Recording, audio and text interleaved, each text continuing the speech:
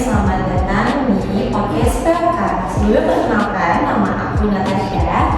Di sini kita kedatangan tamu spesial, yaitu Wakil Ketua Himpunan Mahasiswa Manajemen periode 2023-2024. Halo Mas Zan, cantik banget ya teman-teman. Oke kakak, aku mau tanya-tanya nih soal organisasi sama kepemimpinan. Boleh kan ya? Boleh. Oke. Menurut kakak, apa sih definisi kepemimpinan yang baik dalam konteks organisasi mahasiswa? Oke, kalau bicara soal kepemimpinan yang baik ya, mungkin aku mau highlight di bagian pemimpinnya dulu gitu. Karena itu saling berkesinambungan ya. Jadi mungkin kalau secara umum ya, pemimpin yang baik itu kan artinya dia ketika tahap perencanaan dia harus tahu nih organisasinya itu mau dibuild seperti apa, kemudian organisasinya mau diarahkan kemana gitu, fokusnya mau kemana. Jadi lebih ke plannya jelas, pendiriannya juga kuat gitu terhadap si tujuan-tujuannya tadi. Kemudian ketika pelaksanaannya, ketika menjalankannya tentu pemimpin yang baik itu harus berani. Berani di sini artinya dia berani ngambil keputusan, sekalipun itu keputusan yang unpopuler gitu ya. Jadi gak disenangi banyak orang, dan dia juga harus berani menghadapi semuanya, segala dinamika yang pasti terjadi di organisasi yang dinamis ya, banyak berubah dan kompleks juga. Kemudian mungkin yang paling penting juga di akhir itu seorang pemimpin harus bisa bertanggung jawab. Jadi pemimpin bisa nge-guide rekan-rekan yang lain untuk bertanggung jawab nih atas apa yang udah direncanain dan juga dijalani. Mungkin itu secara umum, tapi tadi mengacu sama definisi kepemimpinan yang baik di konteks organisasi mahasiswa. Kalau bicara soal organisasi mahasiswa, itu pasti kita yang terlintas adalah itu adalah organisasi non-profit gitu kan. Dan kalau kita fokus ke title mahasiswanya itu sendiri, mahasiswa kan punya brandingan seorang intelek ya. Jadi kepemimpinan yang diterapkan di organisasi mahasiswa pun harus disesuaikan dengan brandingan itu, dengan positioning itu gitu. Jadi kepemimpinan di sebuah ormawa sudah seharusnya punya dua komponen utama. Jadi yang pertama ada proses, dan yang kedua itu ada tujuan. Nah, proses ini apa? Proses ini lebih ke cara si pemimpinnya itu memimpin siapa sih yang dipimpin gitu. Jadi memimpin anggota-anggota yang artinya mahasiswa gitu. Mahasiswa-mahasiswa ini kan rata-rata masuk ormawa itu karena dia mau belajar, kemudian mau eksplor, mau coba hal baru, mau meraba-raba gitu. Banyak yang dicari, banyak yang dicari-cari. Dari situ memang proses itu yang penting. Jadi harus bisa menyesuaikan pendekatannya seperti apa sih gitu kan. Kayak harus bisa memberikan kesempatan, harus delegasi tugasnya itu harus bisa sesuai. Harus bisa juga komunikasinya lebih terbuka. Kalau sama mahasiswa gitu, komunikasinya, brainstormnya. Kemudian yang paling penting adalah harus bisa kasih guidance yang sesuai, yang tepat gitu untuk gimana ngejalanin organisasi ini, proses itu tadi. Nah yang kedua tadi adalah tujuan. Tujuan ini lebih mengacu ke gimana caranya si pemimpin itu memberikan arahan, nge-leading, motivate untuk semuanya itu biar rapi.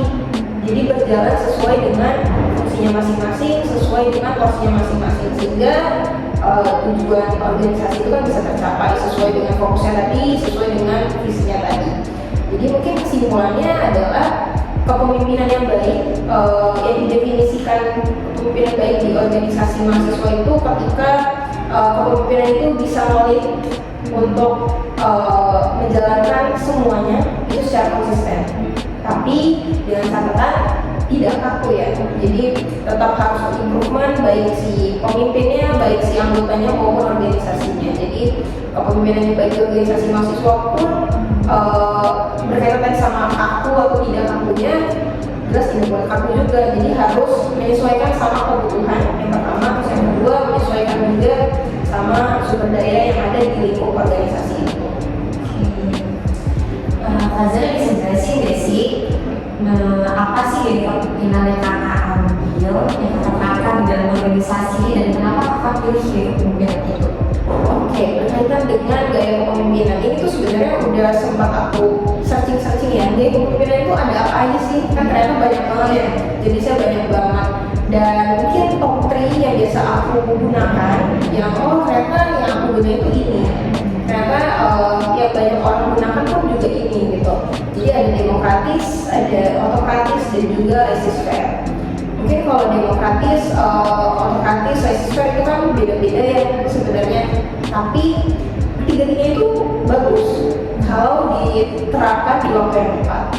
Jadi kalau misalnya ditanya kepemimpinan gayanya aku kayak gimana sih, jadi udah pasti aku berubah-ubah sesuai dengan kebutuhannya dan sesuai dengan situasi, yang artinya sifatnya itu situasional gitu. Karena organisasi itu kan prosesnya dinamis banget, kompleks banget, banyak perubahan, banyak penyesuaian, jadi cara menghadapinya pun harus pinter-pinter lah, jadi nggak bisa sama setiap saat.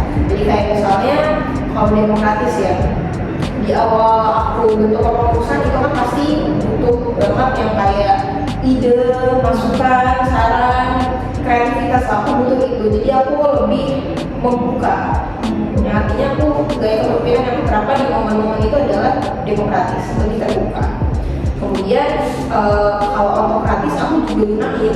Kalau misal case-nya contoh itu ketika aku jalanin program kerja, terus di lapangan itu ternyata aku banyak perubahan nih gitu, banyak trouble, ternyata banyak requestan mendadak, dan itu kan semuanya butuh cepat, dan di sana peran gaya kepemimpinan otokratis aku gunain. Jadi biar komando, arahan, keputusan itu cepat dan efektif gitu untuk kita semua. Dan yang terakhir tadi laissez-faire. Laissez-faire itu juga aku gunain karena kan kalau di HMM kita banyak programnya, jadi udah pasti banyak juga penyelenggara atau panitiaannya, dan di sana itu pasti ada yang namanya ketua panitia.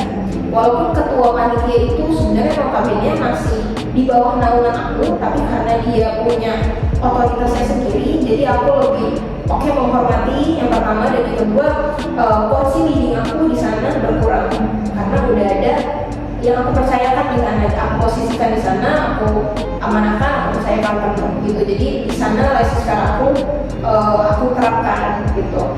Mungkin tadi kan tiga tadi itu lebih berpacu sama teori.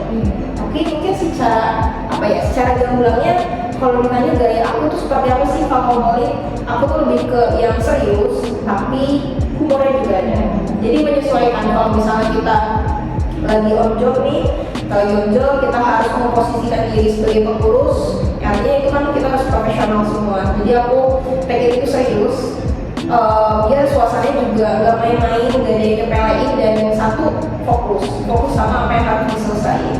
Dan tapi kalau di luar itu setelahnya pasti ya aku berbaur lagi gitu, lebih santai, banyak guyonnya juga, banyak humor-humornya juga.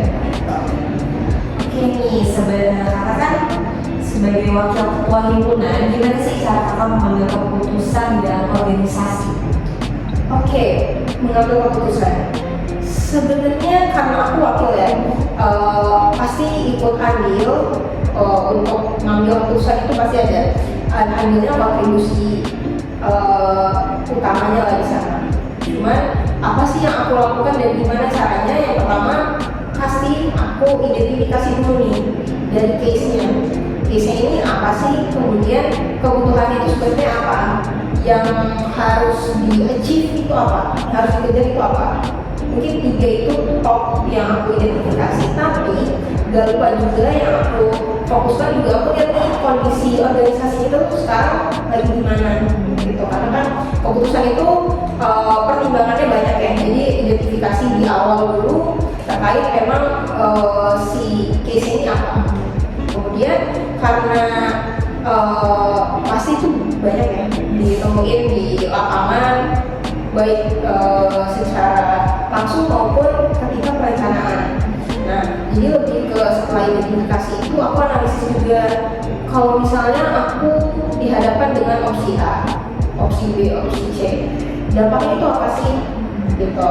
Jadi setelah identifikasi dan analisis itu pasti karena tadi ya aku wakil, aku kan punya partner yang aku juga punya ketua, dan mungkin fungsi wakil yang sama-sama kita tahu lebih ke menggantikan ketua kalau memang ketua itu berhalangan. Tapi case-nya kalau misalnya ketuanya juga ada nih, jadi kita lebih ke komunikasi antara satu sama lain. Kita bahas itu, tadi kan aku udah identifikasi secara mandiri gitu ya.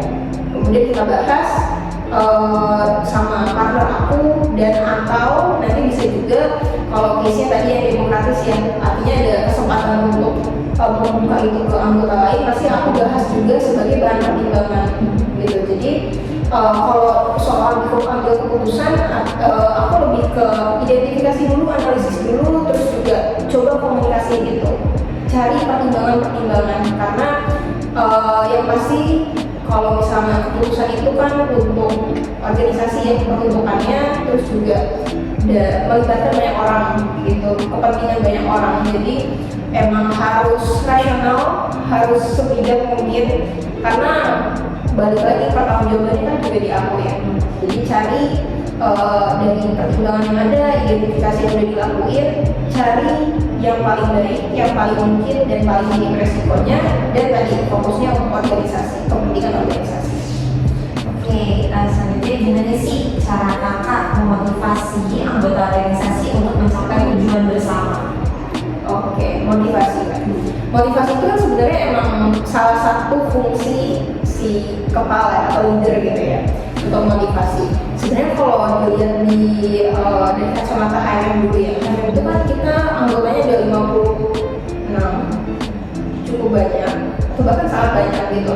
Dan mereka ini punya kebutuhan akan motivasi itu berbeda-beda, beragam banget kan, karena preferensi mereka berbeda, terus juga karakternya kan beda-beda.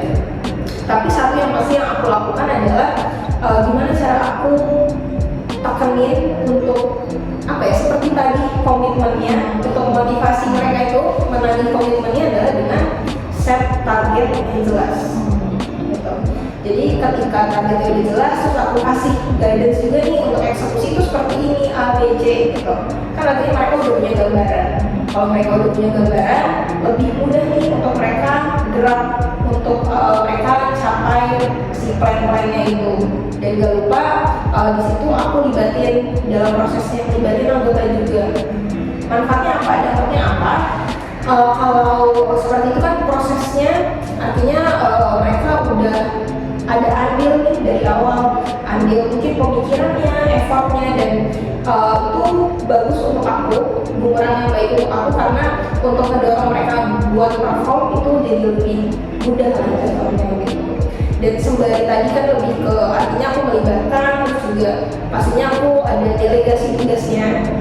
Dan dari situ aku nggak hanya gitu aja gitu. Untuk motivasi aku juga lebih ke nunjukin aku juga bekerja sesuai dengan job aku, sesuai dengan tugas aku, biar mereka termotivasi juga nih atas kinerja aku. Jadi bisa jadi inspirasi yang bagus untuk ditiru gitu. Jadi untuk motivasi awalnya prosesnya seperti itu, dan tinggal kalau kita udah bikin plan-plannya jelas, kita tinggal pendekatan aja, kita monitoring terus, jadi kayak remind terus, motivate terus, dan yang paling penting juga adalah bangun suasananya yang supportive gitu. Jadi udah plannya jelas nih, targetnya udah jelas, sistemnya udah jelas gitu kan, terus kita bangun suasananya supportive. Jadi itu secara natural seharusnya anggota bisa termotivasi dari situ. Oke, makasih ya Nazira. Untuk aku udah boleh tanya-tanya sama kakak.